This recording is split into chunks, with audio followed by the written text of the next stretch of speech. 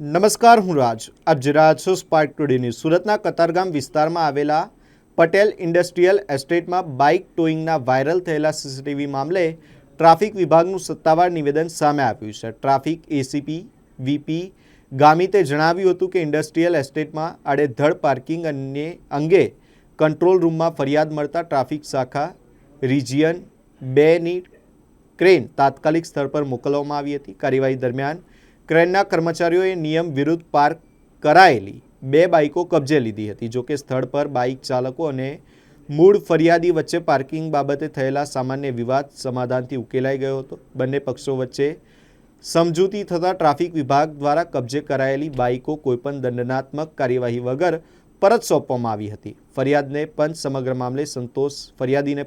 મામલે સંતોષ થતાં પોલીસ અને ક્રેનના કર્મચારીઓ સ્થળ પરથી પરત ફર્યા હતા. ટ્રાફિક વિભાગે સ્પષ્ટ કર્યું છે કે કાર્યવાહી માત્ર મળેલી ફરિયાદના આધારે નિયમ મુજબ કરવામાં આવી હતી. ગઈ તારીખ 11/7/2026ના રોજ અમારા કતારગામ વિસ્તારમાં પટેલ ઇન્ડસ્ટ્રીયલ એસ્ટેટ વિસ્તાર આવ્યો છે. ત્યાં બધી અલગ અલગ ઇન્ડસ્ટ્રીઝ આવી છે.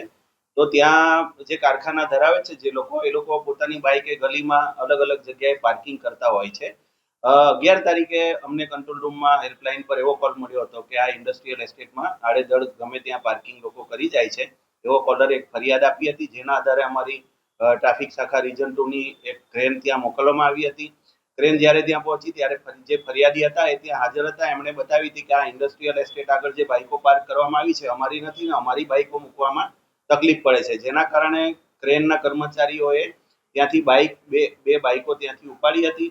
પરંતુ પછી એ બાઇકવાળા આવી જતા અને જે ફરિયાદી હતા એમના વચ્ચે સમાધાન થઈ જતા પાર્કિંગ બાબતે જે સામાન્ય ઝઘડો હતો એના કારણે બાઇક એમને પરત પાછી સોંપી દેવામાં આવી છે.